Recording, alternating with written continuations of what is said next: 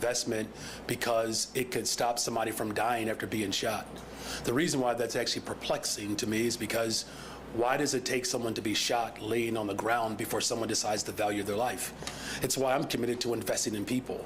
So my position is actually quite clear, my authority is quite clear, that this passage of whatever it was has no bearing on my executive authority.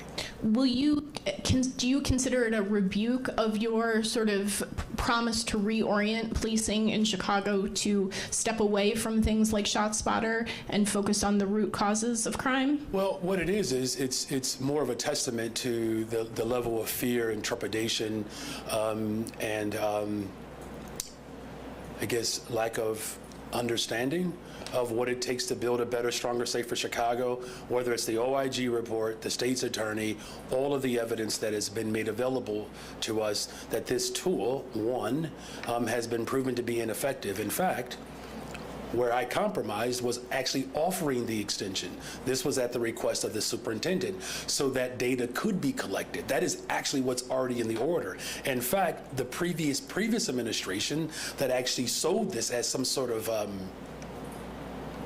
I don't know, maybe it's an offshoot of the crime bill, perhaps, that did not require people to actually collect the information and the data to determine whether or not it's being effective.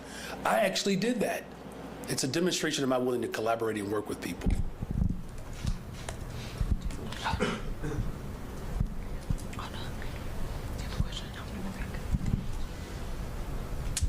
Hi, Mayor.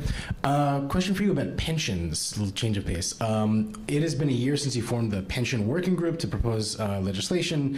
At the time, some members said that they were hoping to propose legislation even as soon as last fall session. Now, spring session is wrapping up. We haven't heard from the working group. Can you provide us an update, or what would you say to city pensioners who are getting impatient about that work? Yeah, well, first of all, they should know that they actually have a mayor that believes in their retirement and them being secure. Right, unlike other previous administrations. So these conversations, the working group, the conversations have been quite effective and fruitful. So those conversations are ongoing, and I fully anticipate that there will be recommendations that will come from these conversations that ultimately put us in a much better position to see retirement for people. Any expectation on a timeline for that? Well, again, the conversations are going well. These are problems, of course, that go back to the 90s when, again, previous administrations decided to just ignore people's retirement, whether it was police officers, firefighters, teachers. I'm actually someone who believes in working people. That's why these conversations were important. They're going very well, quite frankly. And again, we should anticipate that great recommendations will come from it that will ultimately provide us with legislation that can lead to securing retirement. Thank you. And then if I could get you to just weigh in on two transportation-related proposals that are in the City Council right now. One that would, from Alderman Laspada, to lower the citywide speed limit from 30 miles an hour to 25, and then also a proposal to, a resolution calling on CDOT to explore creating a bus rapid transit lane down Western. Where do you stand on those two proposals? I'm interested in both of those. As I've put forth our Better Streets for Buses, that initiative is already moving forward, particularly as we create bus-only lanes that allow for buses to move through the city of Chicago a lot faster. So these proposals definitely have piqued my interest. Good evening, Mayor. Apologies if I missed it, but did you say you were going to veto the Shotspotter measure or not? Well, again, what was passed today? Is anybody in this room clear about what was passed? I don't believe anyone is clear about what actually was voted on. There's a bunch of whereases in there that take shots at my value system. The fact of the matter is that this tool has been proven to be ineffective. The executive branch has the authority to go into intergovernmental agreements through my authority. What was voted on today, it just doesn't make any sense, quite frankly. So of the 34 yes votes, I understand some of them would have always voted in support of Shotspotter, but some of them were also alders who have been allied with your agenda in the past. Where do you think your administration fell short on persuading them to vote with you? So first of all, my administration is not coming up short. We're not. I canceled Shotspotter. It's canceled. Jake, would you like to ask a question? Yes, I would. How's it going? It's going very well. The nomination of Reverend Ira Ackery to the RTA board was withheld today, and I was told that the administration made that decision. Why was Ackery's nomination held, and do you still stand behind him as a nominee, even though he said he didn't know about the $735 million budget shortfall that he would be responsible for helping solve as a board member? Yeah, people who are closest to the neighborhoods that ultimately rely upon public accommodations, these are the people that we have to put forward. All of my nominations, whether they are commissioners, other appointments, we are batting 1,000. We are the best and the brightest people who are most connected, again, to the pain, that have solutions ultimately. We're going to give people more time to be able to have inquiry, and that's something that I'm committed to doing. Okay, I want to ask 3 quick questions. Mark. Starting with the... Mark. Come on now. You allow people follow-ups, and then when I ask one question, you want to run away with the mic, the way some people ran away from Marianne Ahern and the kids on I did another not occasion. run away from Marianne. Okay, but whatever. Ask your question. I'm going to ask my quick questions. Number 1, now that half of the question has been answered yesterday, and we're still trying to find out, we now want to ask the other half. Is it true, Judge Judy, true or false, that there is a movement to restore the rumored new chair for the Housing Committee as the floor leader? Number 2. Okay, well, let me answer that one first. Okay. So, look at all these rumors. I just can't take it no more. You know that song, right, Mark? I don't know. Yes, you do. All I know is I true have not person, made- a hit dog always hollers. That's all I know. Well, I don't know who's hollering in this room. What I can say is that I have not made any commitments to anyone. Okay, all right, fair enough. Number 2, don't you think that today's vote is sort of a referendum on people feeling that you are doing too much unilateral executive decision-making and not enough decision-making with a broad discussion with the community? And by broad discussion, I don't mean one little meeting at South Shore. I'm talking about in all the neighborhoods. In fact, your management So I got your style- question. So no, it's not. Okay. Okay, it's not like Meigs Field. It's not like raiding pensions. It's not like closing public housing, closing schools, selling off the Skyway, selling off the parking meters, right? No, that's not how my administration is governing. Okay. And final question, when are we going to get to infrastructure for people who are nativists here as opposed to undocumented, unvetted workers? I call them while the getting still good seekers, since you don't want us to call them what they are, which is illegal immigrants. All right, I think I got your question. So first of all, we already have built 100 affordable housing units since I've been in office. There's 700 that are moving about now. $1.25 billion bond. It's the largest investment in housing in the history of Chicago for the west and south sides of the city of Chicago. $250 million into homelessness, a chief homelessness officer. We've hired almost 25,000 young people last year. We're going to hire an additional 4,000 on top of that, 28,000. Providing resources, grants for small business owners, whether it's the agreement between the airlines, Quentin Primo and Google, Chase, building affordable housing downtown. There's no other city that can say affordability in downtown. My administration can, though. How much is that going to the deep south? All right, I've answered your questions, Mark. But how much is that going into Thank the you. deep south? Because you know the south side. South side is a big area. Mayor, I hear you saying that the Shotspotter ordinance passed today does not, overturn your authority to cancel That is the correct. contract.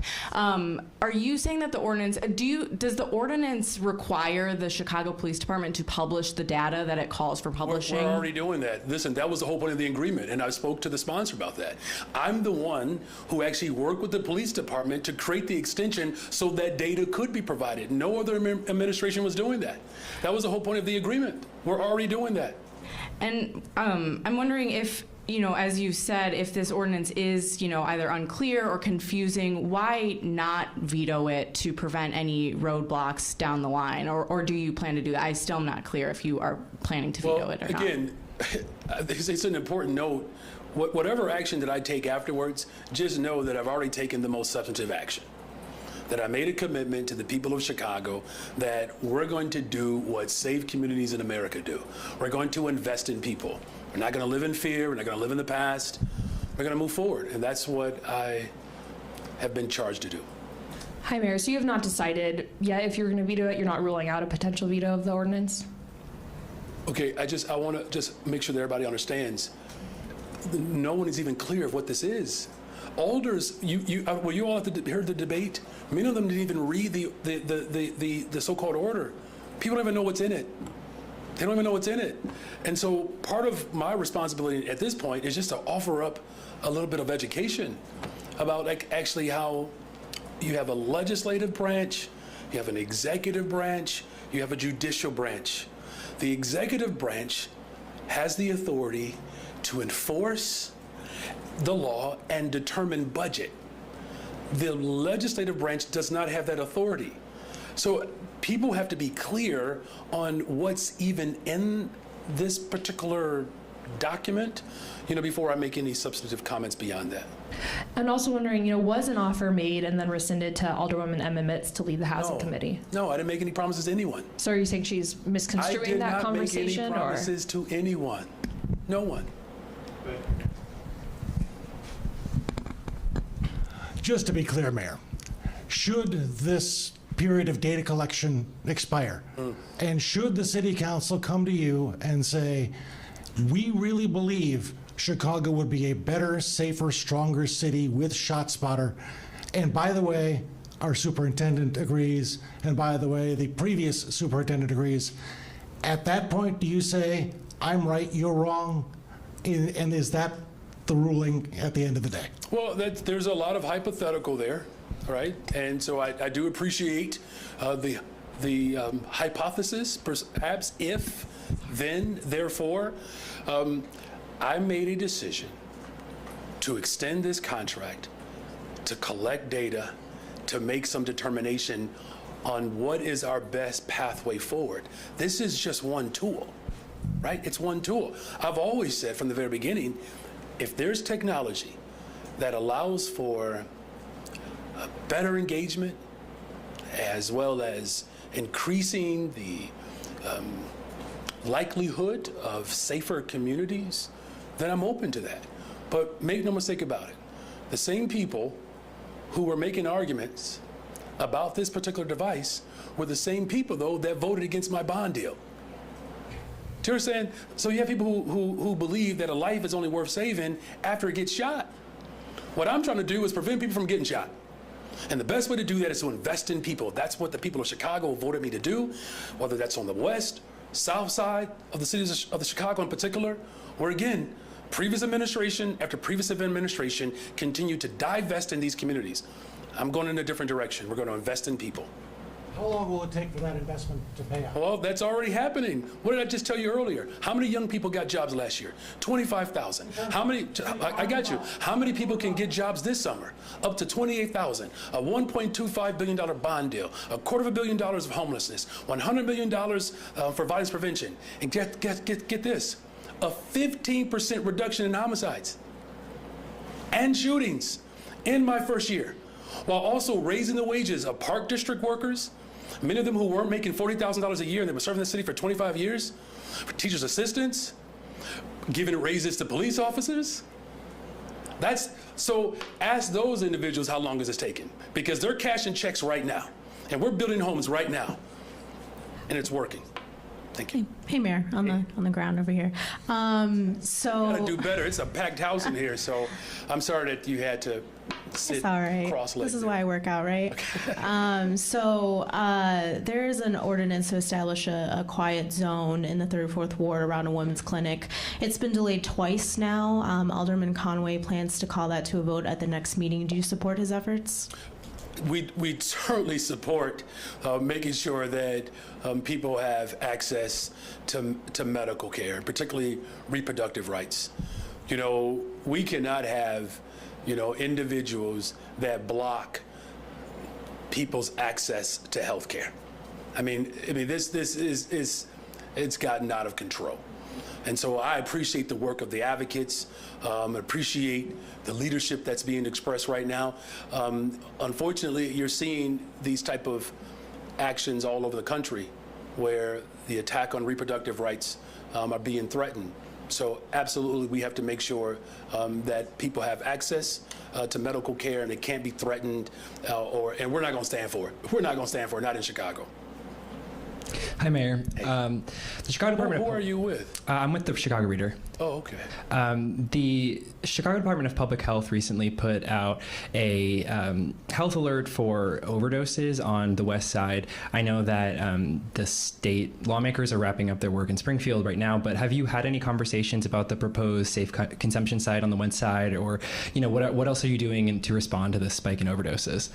Well, look, this is devastating. I mean, as you know, I live on the west side of the city of Chicago, and again, the type of tragedy that we've experienced over the course of decades have been debilitating. And unfortunately, these individuals who have these addictions have been criminalized. So the first thing is making sure that we're not criminalizing people who have mental health issues and or have addictions. As far as these safe sites, I made this very clear that I have been illuminated, by advocacy and fully support these efforts. I've made a very, personal appeal too, because some of you know, I had an older brother who had untreated trauma and died, addicted and unhoused. So my advocacy around health care, making sure that we're moving with some expediency around treatment, not trauma. I mean, these are all the efforts that we've been putting forward to ensure that the residents of the city of Chicago have all the supports that they need. And those conversations are ongoing, and I'm grateful that we have, another West Sider, State Representative LaShawn Ford, has been very vocal about this particular issue, and he has my complete support. Hi, Mayor. How are you today? I'm good. Do I look okay, though, by the way? You do. Okay, yeah. Good. So my question is, an evaluation of the U Chicago Trauma Center showed that its opening in May 2018 reduced emergency transport time in some parts of the South Side by 8 minutes. Does your administration have any plans to add more trauma centers to areas experiencing violence? This goes back to what I said earlier. We absolutely need greater and more access. That's why I'm opening up to mental health facilities and providing behavioral care support services and in other public spaces. We have to. But that's going to take a collective effort. The federal government, state, the city. Again, individuals who are making points about individuals who are being shot, I need their support when we're making proposals to prevent people from being shot. And, for too long, we've had politicians who pat themselves on the back because they respond after the fact. It's not leadership. It's not leadership. What leadership looks like is making sure that we do have more trauma centers, but that we're also making critical investments in the lives of people so that this pervasive neglect of communities doesn't continue. The reason why we're seeing so much pain and trauma in this city is because administration after administration after administration after administration continues to ignore my people in particular. And not under my watch. Good evening, Mayor. On the leak relief pilot program, what was behind the decision to make it an opt-in program and not proactive outreach to affected owners, and what will the administration do to ensure that people aren't left out? Yeah, thank you. Chase, please. Great question. That is something we're actually going to be studying as we go through the pilot program, but part of that is technologically allowed. It is sometimes some things look like leaks but actually are not. They're actual usages of water. So as the pilot goes through, we're going to be learning where we can be more proactive and then making those recommendations to City Council in order to make this easier for residents going forward. And then if I may follow up, what further remedies will be available for affected owners past the current cutoff date of January 1st, 2023, going further back, and for other types of properties like larger than 3-unit residences, et cetera? Yep, great question. So The universe that was collected were the ones that we were seeing the most in this type of leak. That is also part of our data collection process to see if this needs to expand. I'll remind you, when we looked at the UBR program, the utility bill relief, that originally did not include 3 flats. After reviewing it, we decided to add those because that became necessary. We'll be doing the same here. If we are noticing additional locations that need to be included, we will make those recommendations to the City Council. In terms of going back beforehand, I committed in committee that we would talk with aldermen about trying to seek other solutions. In a lot of those cases, it's difficult to determine when those leaks actually occurred record-wise going further beyond 2023, but we will do our best, so we're making sure that we're being fair to residents beyond that period. Thank you. Thank you. Good afternoon, Mayor Monaghan. Today, Alderman Vasquez filed a proposed resolution to urge you to dismiss CTA President Doorbell Carter. What is your response? And co-signed by 29 council members. So I've made it very clear from the very beginning, that a public transportation system that's reliable and affordable, accessible, is at the heart and the core of my values. So I'm grateful that ridership is up and that we're hiring more people. Just last Wednesday, for the first time, we reached over 1 million riders in one day. So you can continue to see that trend. Our better streets for buses, that is still moving forward, making sure that we're providing resources, particularly around our infrastructure, to encourage that. And again, as far as personnel issues, I don't discuss those publicly. Good evening, Mr. Mayor. Good evening. You just said that one of the substantive reasons that you extended Shotspotter through the fall was in order to collect data. I would assume about Shotspotter. Yeah. So we already have several years of data on Shotspotter. What goal is the collection of that data serving, and how does it serve the sort of people-oriented focus that you have? How does data on how Shotspotter works inform that if your goal is to cancel Shotspotter? So, in order for this particular tool to at least give some clarity of its effectiveness, there are steps that police officers have to take. They got to get out the car. They got to collect shell casings. There's a whole litany of discovery. That wasn't happening. All I'm offering is an opportunity for something that did not happen because it wasn't directed from previous administrations, to just give people the opportunity to at least collect that. Now, to your point, well taken. I've seen what I need to see, but this is me being collaborative. I'm really a nice person, you all. I really am. Just me being nice. Why not collect that data before the announcement, or why not do that beforehand? Because the contract was expiring. So we had to make the decision. So I made the decision and I demonstrated how nice I am.